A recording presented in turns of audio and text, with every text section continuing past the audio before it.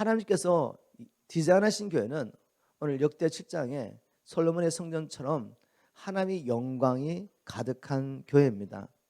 그런데 이 한때 하나님의 영광으로 가득했던 이 솔로몬 성전도 어떻게 됐습니까? 나중에는 하나님께 버림받는 성전이 되었죠. 어떻게 한때 하나님의 영광이 충만한 교회가 또 하나님께 버림을 받게 됩니까? 그런데 이 미국의 교회, 한국의 교회만 봐도 한때 하나님의 영광이 충만한 때가 있었습니다. 그 하나님의 영광이 충만하자 하나님의 백성들이 하나님의 부르심을 받고 마음이 뜨거워서 견딜 수가 없어서 이 복음을 들고 열방하여 갔죠. 바로 그 가운데 120년 전만 해도 우상숭배에 빠져서 가난하고 저주받았던 이 대한민국 조선이, 우리 한민족이 복음을 받아들이고 하나님을 만나게 된 후 120년 만에 세계에서 가장 부유한 나라 중에 하나가 됐습니다. 얼마나 놀라운 축복입니까? 그리고 우리가 예전에는 우리도 살기 힘들었는데 이제는 이 복음을 가지고 열방을 살리며 또 여러 가지 모양으로 열방을 섬기는 민족, 나라가 됐습니다. 이렇게 하나님의 영광이 충만했던 이 미국과 한국 교회가 하나님의 영광과 임재가 사라지고 있습니다. 오늘 말씀을 통해서 왜 한때 하나님의 영광이 충만했던 솔로몬 그 성전이 결국 하나님의 영광이 떠나버리고 하나님께서 그 성전을 버리는 데까지 가셨는지 한번 말씀을 통해 살펴봤으면 좋겠습니다. 그리고 우리가 어떻게 잃어버린 하나님의 영광과 임재를 다시 회복할 수 있는지 한번 말씀을 통해 살펴보겠습니다. 주님 오시기 전에 우리 개인적으로 또 우리 공동체적으로 하나님의 영광과 임재가 충만한 교회, 그런 영광스러운 교회로 회복되기를 주님을 축복합니다. 오늘 역대하 7장 1절 말씀을 다시 한번 읽어보겠습니다. 솔로몬이 기도를 마침에 불이 하늘에서부터 내려와서 그 번제물과 제물을 사르고 여호와의 영광이 그 전에 가득하니, 이처럼 하나님께서 계획하신 교회는, 성전은 하나님의 영광으로 충만한 성전, 교회였습니다. 왜냐하면 이 성전은 사람의 뜻을 따라, 사람의 필요에 따라서 지어진 성전이 아닙니다. 하나님께서 친히 다윗의 손을 빌리셔서 성전을 이렇게 지어야 한다, 그리고 성전의 모든 기구는 이렇게 지어야 한다고 친히 알려주셨고, 그 하나님의 말씀을 따라 지어진 것을 우리가 알 수 있습니다. 역대상 28장 19절에 보니까 다윗이 가로되 이 위의 모든 것의 식양을 여호와의 손이 내게 임하여 그려 나로 알게 하셨느니라. 솔로몬이 성전을 지었지만 성전을 짓고 싶은 마음을 받았던 사람은 다윗이었고, 다윗이 평생 이 성전을 위해서 준비하였고, 그리고 이 성전을 어떻게 만들 것인지 하나님으로부터 직접 시향을 받았습니다. 우리가 지난주도 살펴봤지만 하나님의 성전의 모든 기구 그리고 그 모든 제사들은 하나님이 주신 것이기 때문에 이 모든 성전과 성전의 제사를 통해서 하나님은 범죄한 우리가, 하나님의 임재 앞에서 쫓겨난 우리가 어떻게 재용서를 받고 다시 하나님 앞으로 갈 수 있는지 예수 그리스도를 통한 구원의 길을 분명하게 보여줬다고 제가 지난주에 나눴죠. 바로 하나님의 뜻대로 이 성전이 지어지자 하나님의 영광이 그 자리에 임했던 것입니다. 그러면 하나님의 영광이 충만하게 임한 이 솔로몬의 성전의 영적 의미가 뭐냐, 그죠? 그 성전을 통해 하나님께서 우리에게 지금 주시는 메시지가 뭐냐 겁니다. 성경에 보니까 모세가 세웠던 성막이나 그리고 솔로몬이 세웠던 그 성전에 하나님의 영광이 충만히 임했는데, 그것은 바로 하나님의 성전된 저와 여러분을 향한 그림자였습니다. 저와 여러분이 진정 하나님의 성전이죠. 그 성전의 모습을 보여주기 위해서 그림자로 주신 것이 성막과 성전이었습니다. 고린도전서 3장 16절에 하나님의 비밀을 깨닫고 바울이 이렇게 말했죠. 너희가 하나님의 성전인 것과 하나님의 성령이 너희 안에 거하시는 것을 알지 못하느냐. 하나님은 예수 그리스도를 믿는 우리를 성전 삼으시고 지금 우리와 함께 하십니다. 바로 이 일이 오순절날 성취됐죠. 사도행전 2장 1절을 보겠습니다. 오순절날이 이미 이르매 저희가 다 같이 한 곳에 모였더니 호련히 하늘로부터 급하고 강한 바람 같은 소리가 있어 저희 완전 온 집에 가득하며 불이와 같이 갈라지는 것이 저희에게 보여 각 사람에게 임하였더니 저희가 다 성령의 충만을 받아라고 말했습니다. 거룩하신 하나님이 어떻게 죄인 안에 올 수 있습니까? 예수 그리스도의 구속을 통해 주님의 그 구속을 믿는 우리는 이제 하나님 앞에 어렵다는 받았기 때문에 그 증거로서 성령이 올 수 있었던 거죠. 바로 오순절 날 하나님의 계획에 따라서 성전된 우리에게 하나님의 성령의 충만의 임함으로 성막을 통해 보이셨고 성전을 통해 보이셨던 하나님의 계획이 성취된 것입니다. 자, 그렇지만 이것은 또 완전한 것은 아닙니다. 이 하나님의 계획의 완성은 언제 임하겠습니까? 이제 그리스도 예수 안에서 하늘과 땅이 온전히 통일되고 이 땅에서 모든 악이 제거되고 난 후에 주님께서 다시 오셔서 만물을 새롭게 하신 후에 하늘에 있던 하나님의 장막이 땅으로 내려와 하나님의 백성과 함께하는 그날에 온전히 성취될 것입니다. 우리는 바로 그날을 향하여 가고 있는 것입니다. 여러분, 우리가 예수를 믿고 교회를 다니면서 주님을 섬긴다 하면서도 이런 하나님의 계획을 알지 못하면 열심히 뭔가를 하지만 하나님과 아무 관계없이 일을 하겠죠. 바로 이 하나님의 구원 계획을 보면서 우리가 하나님을 섬길 때 하나님의 영광이 우리 가운데 충만할 줄 믿습니다. 하나님께서 이 하나님의 구원 계획을 이루어 가시면서 하나님의 나라를 이 땅에 온전히 이루시는 일을 위해서 각 시대마다 하나님의 사람들을 불러주셨습니다. 그리고 그들에게 사명을 주셨는데 제가 말씀을 통해 보겠습니다. 먼저 이스라엘 백성을 아브라함 모습인 이스라엘 백성들을 자기 백성으로 삼으시고 불러주셨죠. 그리고 언약을 맺습니다. 출애굽기 19장 5절 6절을 제가 한번 읽어보겠습니다. 세계가 다 내게 속하였나니 너희가 내 말을 잘 듣고 내 언약을 지키면 내 열국 중에서 내 소유가 되겠고 너희가 내게 대하여 제사장 나라가 되어 거룩한 백성이 되리라. 하나님께서 구약시대 때 이스라엘 백성을 불러주시며 언약을 맺으시면서 말씀하십니다. 너희들이 내 말에 순종하면 너희들은 나의 특별한 소유가 되고 제사장 나라가 되고 내 백성이 될 것이다. 그리고 이제 신약시대에 와서 주님께서는 베드로전서 2장 9절 말씀을 통해 똑같은 말씀하십니다. 오직 너희는 예수 그리스도를 구주와 주님을 믿는 우리는 택하신 족속이요, 즉 열방에 많은 사람도 있지만 그중에서 하나님이 우리를 택하셨다는 것입니다. 왕같은 제사장들이요 거룩한 나라요 그의 소유된 백성이니 이는 너희를 어두운 데서 불러내어 그 기이한 빛에 들어가게 하신 하나님의 아름다운 덕을 선전하려 선포하게 하심이라. 자, 이 두 말씀을 요약해 보면 구약시대나 신약시대나 하나님께서 열방 가운데서 자기의 백성을 불러주신 목적이 분명합니다. 우리를 자기 백성을 삼으시고 나라가 되게 했습니다. 그 말은 뭐죠? 바로 우리가 하나님이 통치하시는 하나님의 나라가 되는 것입니다. 예수님께서는 하나님 나라는 여기 있다 저기 있다 하는 것이 아니라 너희 안에 있느니라 말씀하셨죠. 어느 시대나 하나님의 나라는 우리 안에 있는 것입니다. 우리가 하나님 말씀에 순종할 때 우리의 뜻대로 또 세상의 길도 가지 않고 하나님 말씀에 순종할 때 우리 안에 하나님의 나라가 임하는 것입니다. 그러고 난 다음에 주님께서는 우리를 통해서 우리를 왕같은 제사장 삼으시고 열방을 또한 우리를 통해 하나님과 화목해 하시며 열방 가운데 하나님의 나라를 이루기 원하시죠. 이것이 하나님의 계획이고 이 일을 위해서 저와 여러분을 불러주셨습니다. 그리고 이 일을 감당하게 하시려고 구약의 성전이나 또 신약의 성전된 우리에게 하나님의 영을 한량없이 충만하게 부어주시기 원하시는 거죠. 그런데 이런 성전된 우리가 하나님의 영광을 잃어버릴 수 있다는 거죠. 구약시대 때 그렇게 하나님의 영광이 충만했던 그 솔로몬의 성전, 그 성전을 봉헌하면서 하나님 앞에 예배를 하고 또 절기를 지키며 기뻐하는데 하나님께서는 솔로몬에게 이렇게 경고하십니다. 언젠가는 하나님의 영광이 가득한 이 성전을 하나님이 버리실 거라고 경고하시죠.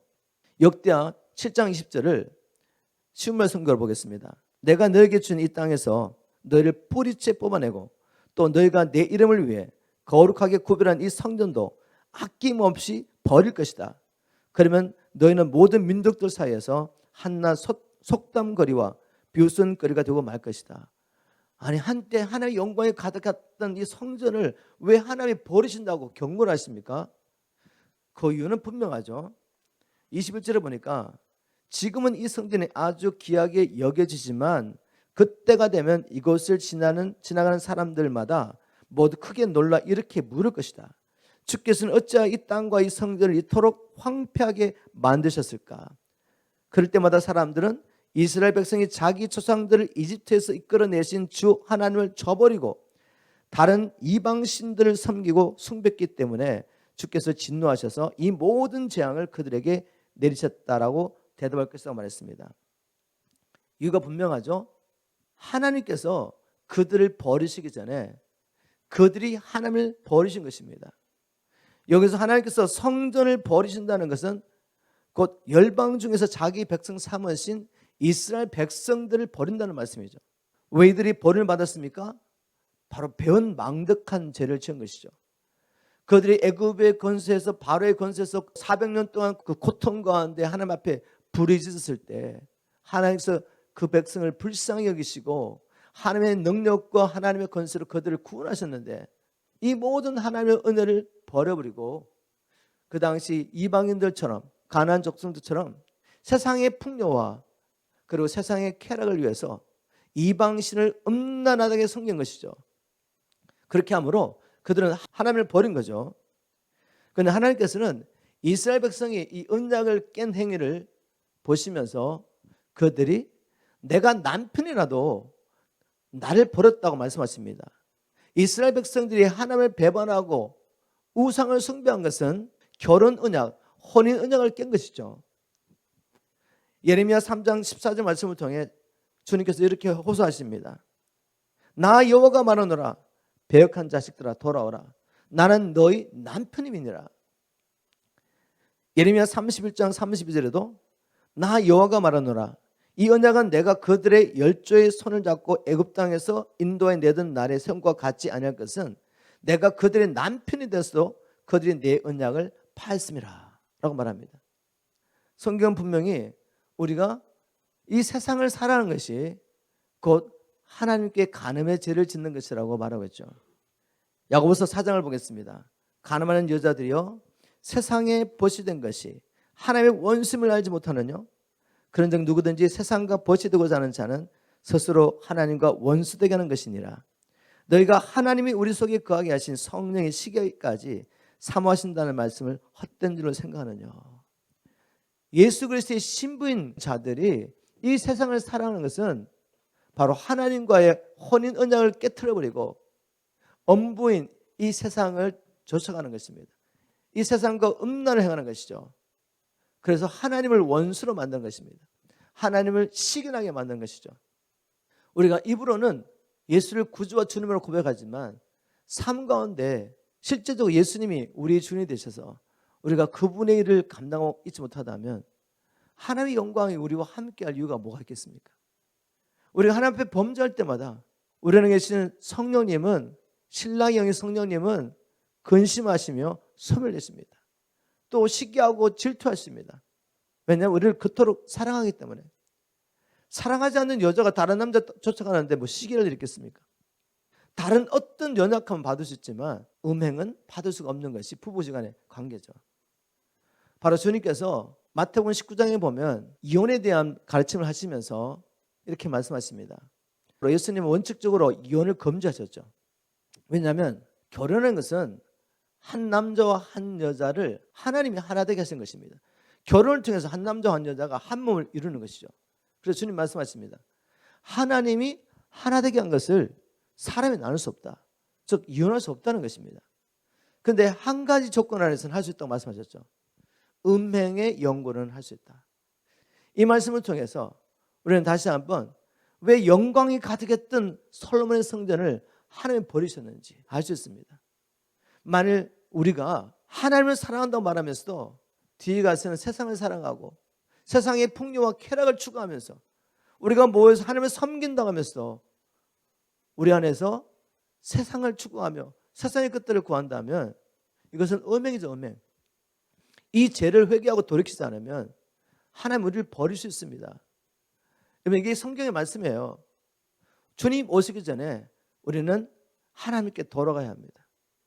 온전히 하나님께 돌아가서 다시 한번 하나님께서 우리를 얼마나 사랑하시는지 말씀을 통해 깨닫고 예배 가운데 기도하며 하나님 앞에 나갔을 때 그 사랑을 실제로 체험하면서 주님 오시기를 예배해야 합니다.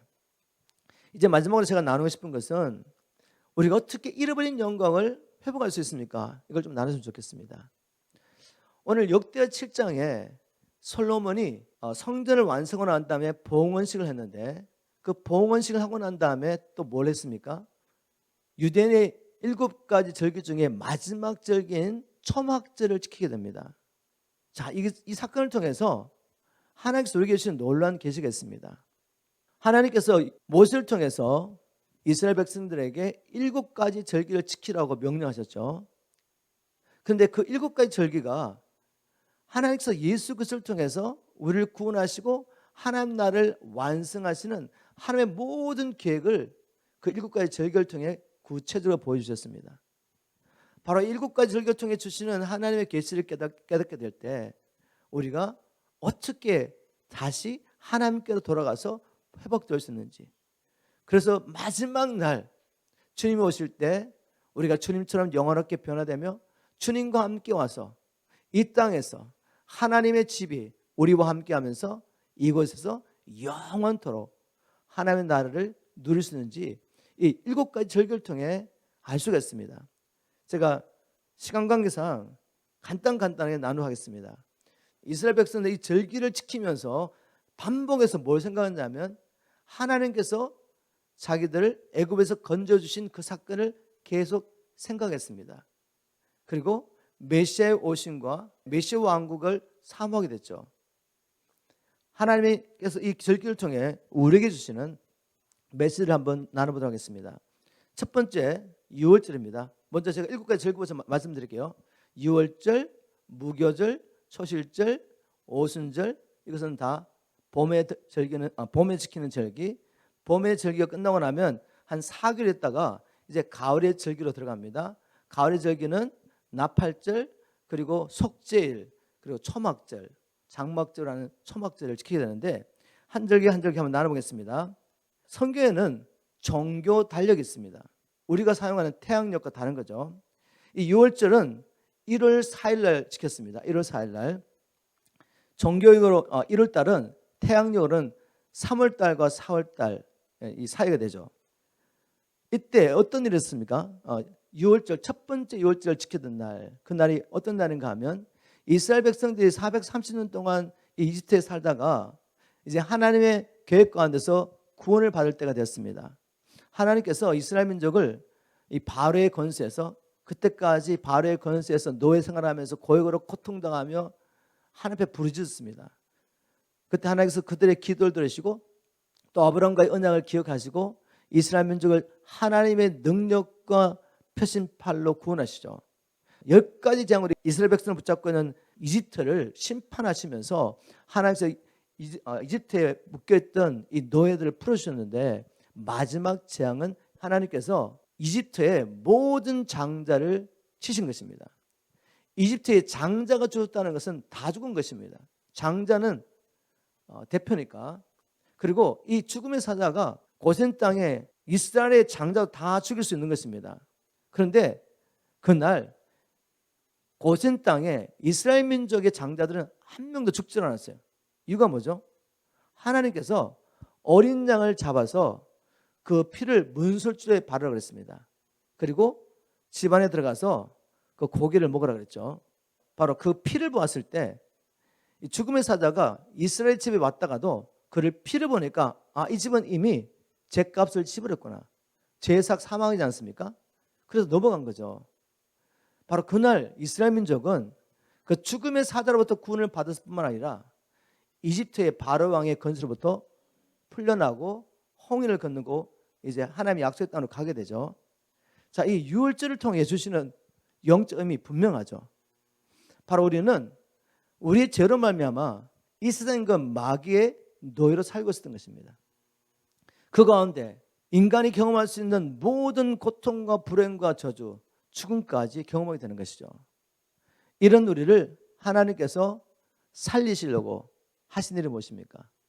어린 양인 예수 그리스도를 우리 위해서 화목제로 삼으시고 그 피를 믿는 자의 죄를 용서하시고 이제는 사단의 권세에서뿐만 아니라 하나님의 진노에서 구원하시죠. 이게 바로 유월절의 의미입니다. 6월절 다음 날이 무교절이죠. 6월절 다음 날이 무교절인데 1월 10일부터 7일 동안 지키라고 했습니다. 무교절이 시작되는 첫날부터 집에서 모든 누룩을 제거해라. 그리고 이 무교절 날 누룩 없는 떡을 먹으면서 뭘 기억하죠? 애굽에서 바울의 권세에 고통당한 그때를 기억하는 것입니다. 그러면 고통당했던 그때를 기억하면서 지금은 어디에 와 있습니까? 하나님의 놀라운 은혜로 구원을 받고 하나님의 주신 적과 꿀이는 땅을 우리가 누리고 있지 않습니까? 그래서 그날을 기억하며 하나님 앞에 감사하면서 그때 누룩을 제거하라고 그랬거든요. 그러면 영적 의미가 뭔지 아시겠죠?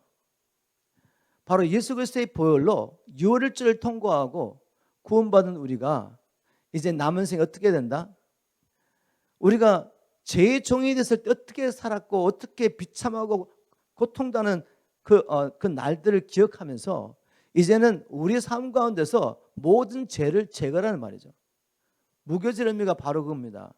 즉 예수 그리스도를 믿음으로 의인된 우리가 이제 성화의 삶을 살아야 한다는 것을 의미하는 거죠. 근데 성화의 삶이 유월절을 통과하지 않은 사람에게 가능할까요? 가능하지 않죠. 유월절을 통과해야만 죄와 사단의 권세에서 구원을 받을 수 있습니다. 그런데 유월절을 경험하지 못한 사람, 즉 예수의 피로 자신이 죄 용서를 받고 구원을 받았다는 확실한 증거 없는 사람이 어떻게 죄의 권세를 이길 수 있습니까? 내가 아무리 죄를 버리려고 해도 버릴 수가 없는 거죠. 그러나 유월절 통과한 사람들은 이제 성화의 단계에 들어갈 수 있습니다. 거룩한 삶을 추구할 수 있는 거죠. 이제 초실절은 언젠가 하면 그 유월절과 무교절 절기 안에 초실절 들어있습니다. 바로 1월 17일인데 정교 달력으로 1월 17일인데 유월절 14일이죠. 무교절 10일부터 시작되죠. 무교절 한참 지나다 보면은 이제 바로 초실절이면 초실절. 초실절은 유월절 지나고 첫 안식일 후 그 다음 날입니다. 바로 그날을 초실절 지켰는데 그 초실절 날 그 해의 첫 수확을 들고 제사장이 그 수확을 들고 흔드는 요제를 드립니다.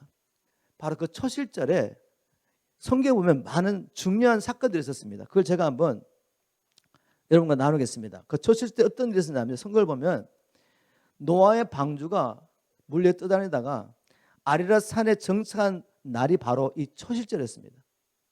바로 이 초실절은 하나님께서 모든 범죄한 인류를 그 당시 모든 범죄한 사람을 물로 심판했을 때 노아의 8가족만이 구원을 받은 거죠. 이제 물이 빠지고 방주가 아라랏 산에 정착한 날이 바로 그날 노아의 가족이 홍수부터 구원받은 날이죠. 그리고 또 이스라엘 백성들이 홍해를 건넌 날입니다. 여러분 6월절 날 고기를 먹고 그날 밤을 지냈죠. 그러고 난 다음에 그 다음날 나와가지고 홍해 앞에까지 가서 홍해를 건넜는데 그날이 마침 어떤 날이었다? 그날이 바로 초실절이었습니다. 하나님께서 놀랍게도 성경에 하는 모든 사건들 가운데 하나님의 분명한 계획이 있죠. 그죠? 이 놀랍게도 이 날은 이스라엘 백성들이 가나안 땅에 들어가서 처음으로 그 땅의 열매를 먹었다기도 하죠. 그리고 가장 중요한 것은 무엇이겠습니까? 예수님이 죽으시고 사망 권세를 깨뜨리시고 부활한 날이 초실절. 그러니 영적 의미가 뭔지 아시겠죠? 바로 이 초실절은 예수 그리스도와 함께 우리가 죽고 부활하여 새 생명을 얻게 된 것을 의미하는 것입니다. 그리고 예수님께서 부활하신 것처럼 이제 예수 안에 있는 우리도 주님이 다시 오시는 그날 부활할 것을 확신할 수 있는 바로 그런 의미를 가진 날이죠. 이 초실절이 굉장히 중요합니다. 그 다음에 절기가 바로 오순절이죠. 오순절은 초실절부터 시작해가지고 49일 7주가 지나고 그 다음 날, 그러니까 50일째 되는 날입니다. 그래서 오순절이에요. 이 오순절 날 그들이 뭘 했는지 보겠습니다. 일단 정교 달력으로는 3월이지만 태양열은 5월과 6월 사이입니다. 그리고 여름의 추수가 끝나는 것을 기념하는 날이기도 하죠. 그날에 어떤 일이 있었죠? 역사적인 사건, 교회 위에 성령이 오셨습니다. 교회 위에 성령이 오셨는데 이게 왜 가능했죠? 우리는 범죄함으로 말미암아 아담과 함께 하나님 앞에서 쫓겨났던 자입니다. 그런데 하나님의 계획은 우리를 성전 삼으시고 우리 안에 거하시는 거죠. 근데 이제까지 오실 수가 없었어요. 왜? 우리의 죄가 속해지지 않았기 때문에. 우리 예수님께서 오셔서 죽으시고 부활하시고 성천하셨기 때문에, 즉 예수 그리스도 통해서 우리를 향한 우리에 대한 모든 구속이 온전히 이루어졌기 때문에 성령이 오실 수 있었던 거죠. 바로 성령이 오신 날입니다. 이 날은 아주 중요한 날입니다. 제가 이렇게 질문했습니다. 잃어버린 하나님의 영광 우리가 어떻게 회복할 수 있습니까? 하나님 인자 앞에서 떠나버린 우리가 어떻게 다시 하나님 앞에 돌아갈 수 있습니까? 바로 주님께서는 유월절, 그리고 무교절, 초실절, 오순절, 이 모든 절기를 통해서 분명한 길을 보여주셨죠. 예수 그리스도 안에서 제상을 받고 예수 그리스도와 함께 우리가 부활하게 되고 예수 그리스도와 함께 예수 그리스도 안에서 우리가 죄용서 받고 어렵게 된 증거로서 성령이 임함으로 그리스도 안에서 다시 연합할 수 있게 된 것입니다. 그러니 이 절기들을 통해 하나님께서 우리에게 보여주신 이 계시가 얼마나 놀라운지 모릅니다. 오순절 특별히 우리가 기억할 것이 있는데, 오순절 날 빵 2개를 흔들었답니다. 빵 2개를 제가 읽어보겠습니다. 레위기 23장 17절 현대는 성경으로, 너희는 고운 밀가루 4.4리터에 누룩을 넣고 구워서 만든 빵 2개를 가져와 나중에 추수한 곡식의 첫 열매로 나 여호와 앞에 흔들어 바쳐라. 왜 오순절 빵 2개를 흔들었을까요? 여러분 갑자기 생각나겠습니까? 에베소 2장에 보면 바울이 놀라운 비밀을 말하죠. 이방인 교회에게 이렇게 말합니다. 예전에 너희는 그리스도 밖에 있었다. 언약 밖에 있었다. 하나님과는 아무 관계없는 사람이다. 그런데 예수 그리스도의 십자가를 통해서 유대인과 이방인이 함께 하나님의 한 가족이 돼서 하나님께 나아갈 수 있게 된 것입니다. 여러분 오순절 사건 이후부터 유대인뿐만 아니라 이방인들이 하나님 나라에 들어오는 문이 열리게 된 거죠. 그 전까지 하나님께서는 열방 가운데서 유대인만을 하나님의 백성으로 택하시고 이방인들을 유대인들이 괴로 여겼습니다. 그들은 언약 밖에 있었기 때문에. 그런데 예수 그리스도의 구속으로 말미암아 이제 성령이 임하면서 복음이 예루살렘과 온 유다와 사마리아와 땅끝까지 이방인들로 전파되게 된 거죠. 오순절이 이렇게 놀라운 것입니다. 자, 이렇게 봄의 절기가 끝났는데 이 봄의 절기는 예수 그리스도가 초림하심으로 다 완성되었죠. 이 말씀대로 다 이루어진 것입니다. 이게 이렇게 중요한 거죠. 이걸 보고도 하나님의 말씀을 믿지 못한다면 대책이 없습니다. 아, 하나님의 말씀은 분명히 성취되는구나. 하나님의 계획은 분명히 이루어지는구나. 하나님은 지금 우리가 보기에는 하나님이 안 보이는 것 같고 하나님이 무슨 일을 하는지 모르겠지만 하나님은 미리 말씀하시고 그 말씀대로 자기의 구원을 이루어 가시며 하나님 나라를 완성하고 계십니다. 이제 가을의 절기는 주님의 재림과 함께 온전히 성취될 것입니다. 그럼 가을의 절기 첫 번째가 뭐죠? 나팔절이죠. 7월 1일. 종교력은 7월 달이고 그리고 태양열은 9월과 10월 사이가 바로 나팔절이었습니다. 유대인들은 이 나팔절을 새로운 시작을 의미한다고 여겼습니다. 놀랍죠? 나팔절이 새로운 시작을 의미한답니다. 이 나팔절 날 에스라는 포로로 끌려갔던 사람들을 모아서 그 나팔절 날 다시 하나님의 율법을 선포합니다. 그것은 뭐죠? 이스라엘 백성들이 왜 벌을 받았습니까? 헛터벌을 받았어요. 하나님을 버렸기 때문에. 그런데 하나님은로 다시 남은 자들이 돌아와서 율법 앞에 그리고 언약을 새롭게 하는 것입니다. 새로운 시작을 의미하는 거죠. 자, 이 나팔절은 영적으로는 주님의 재림 나팔을 의미합니다. 데살로니가서 4장 16절을 보니까 주께서 큰 오령과 천사장의 소리와 하나님의 나팔 소리와 함께 친히 하늘로부터 내려오실 터인데 그때 그리스도 안에서 이미 죽은 자들이 먼저 일어나고 그런 다음에 아직 살아남아있는 우리가 그들과 함께 구름 가운데 끌려 올라가 공중에서 주를 만나게 될 것입니다. 그래 우리는 영원히 주님과 함께 있을 것입니다 라고 말했습니다. 바로 이 나팔절은 주님의 재림과 우리의 휴거, 우리의 몸까지 구원을 받아서 새롭게 될 것을 의미하죠. 여기서 나팔절과 관계해서 한 가지 더 나누고 싶은 건 뭔가 하면 오순절과 나팔절 이 사이에 기간이 4개월 12개월 중에 4개월에 4개월. 그러면 이것은 영적 의미가 뭐겠습니까? 성령이 오순절을 임하고 난 다음에 복음이 예루살렘부터 시작돼서 지금 어디를 향해 가고 있죠? 땅끝을 향해 가고 있는 거죠. 바로 이 4개월의 기간에 영적으로는 복음이 예루살렘부터 시작해서 열방으로 확장되는 전파되는 기간입니다. 우리는 이제 나팔절 바로 앞에 살고 있다고 생각하시면 돼요. 4개월의 마지막 시간을 지나고 있습니다. 마지막 추수가 기다리고 있는 거죠. 그리고 나팔이 불려지면 이제 추수는 끝나는 것입니다. 나팔절이 끝나고 난 다음에 그 다음에 지키는 절기가 속죄일입니다. 속죄일 7월 10일 날 지켰습니다. 종교적으로 보면 이 나팔절, 속죄일, 장막절 다 7월 달에 7월 10일 날 지켜졌는데 1년에 단 한 차례 대제사장이 백성의 죄를 속하기 위해서 지성소에 피를 가져가서 피를 뿌리죠. 이 날은 이스라엘 백성들의 죄가 용서받는 날이기 때문에 이스라엘 백성은 이 날을 굉장히 기다렸습니다. 그런데 이 속죄일 중에서도 매 50년째가 되면 그때 이스라엘 백성들은 희년을 지킵니다. 희년. 50년째가 되면 희년을 지켜야 돼요.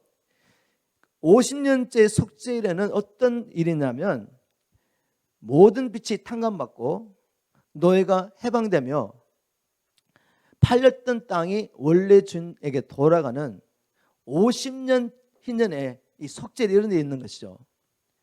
바로 이 말씀을 통해서 이 속죄일의 영적 의미를 발견할 수 있습니다. 6월절 날 우리의 구원은 시작됐죠. 그렇지만 구원이 끝난 건 아닙니다. 바울은 이렇게 말합니다. 항상 힘써서 여러분들의 구원을 이루어 가십시오. 지금 우리는 구원을 이루고 가고 있습니다. 우리의 영혼은 구원을 받았고 또 우리의 마음은 날로 새롭게 되면서 변화를 받고 있는데 결국 남은 게 뭐죠? 우리의 몸의 구원이 필요합니다. 그리고 우리가 사단에게 잃어버렸던 이 땅을 회복받는 게 필요하죠. 그 일은 언제 이루어집니까? 예수님이 오심으로 성취되는 것입니다. 바로 속죄일은 그것을 의미하는 것이죠. 주님이 오셔야지 이 속죄일에 절기를 통해 주기 원하시는 하나님의 메시지가 온전히 성취됩니다. 주님이 오심으로 우리가 온전한 구원을 경험하는 날, 우리의 몸과 잃어버진 땅까지 회복받는 것을 기념하는 것이죠. 자, 그러면 마지막 절기가 이제 초막절. 초막절은 7월 10월부터 7일간 계속돼요. 7일간. 이 초막절은 추수가 끝나는 시기에 열림으로 수장절이라고 합니다. 영어로는 The Feast of Ingathering. 수확한다는 말이죠. 수확하는 절기인데 이때 이스라엘 백성들은 광야에서 40년 동안 천막에서 산 것을 기억하면서 이 초막절 날 나무 가지를 꺼가지고 운망을 짓고 초막을 짓고 난 다음에 거기서 7일 동안 지내면서 뭘 기억하죠? 하나님께서 그들을 구원하시고 어떻게 그들이 광야를 지나는지 기억하게 됩니다. 이 초막절을 하는 이 장막절 통해서 주시는 영적 의미가 뭘까요? 성경을 통해 보면 두 가지가 분명합니다. 이 장막절, 초막절이라고 하는 수장절, 이것은 열방 가운데 하나님의 택하신 모든 백성들이 추수가 끝난 걸 의미하는 거죠. 왜냐하면 이 수장절하는 초막절은 모든 추수가 끝나고 난 다음에 지킵니다. 그래서 열방 가운데 모든 추수가 끝나는 것을 의미하는 거죠. 바로 예수님이 오셨다는 것은 열방 가운데 주님이 택하신 모든 백성들이 구원을 받았다는 걸 의미합니다. 그러면 주님이 오셔서 이제 구원이 이루어졌으니까 그 다음에 뭐 하겠습니까?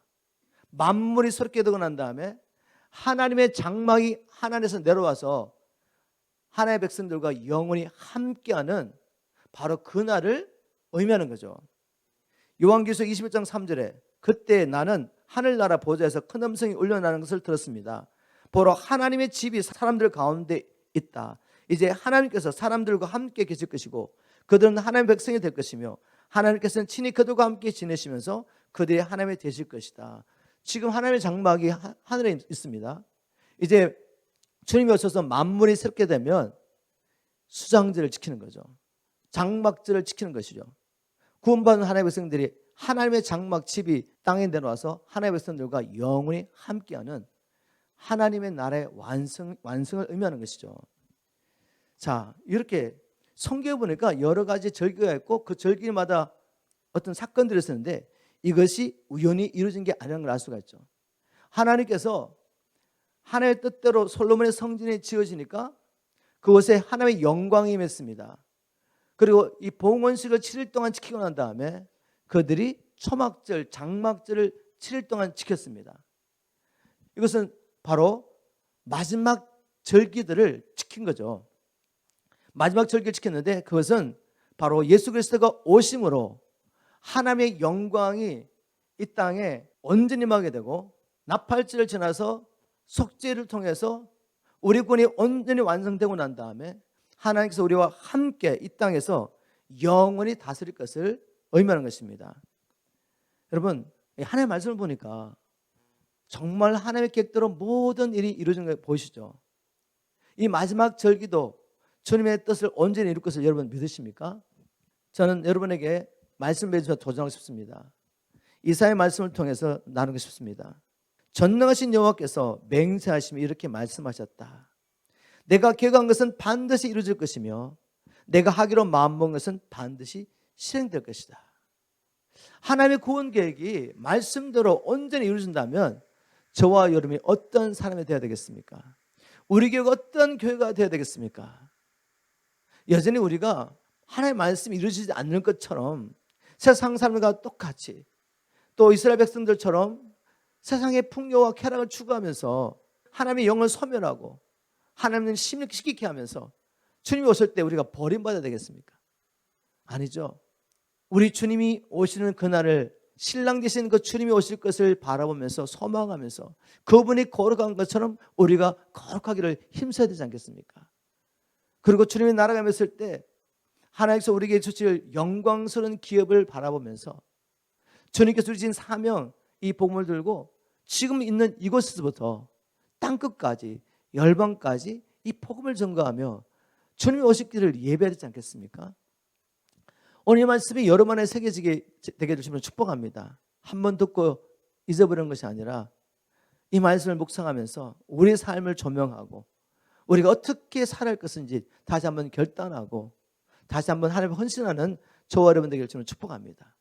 그리고 무엇보다도 하나님 다시 한번 하나님의 영광과 임재로 우리 안에 그리고 이 교회 안에 충만케 해주셔서 우리가 다 주님과 함께 동행하며 주님 오시기를 예배하게 도와주십시오. 그리고 그 마지막 날 우리가 주님의 그 영광에 참여하게 도와주십시오. 이렇게 기도하는 저와 여러분 되기를 주님을 축복합니다.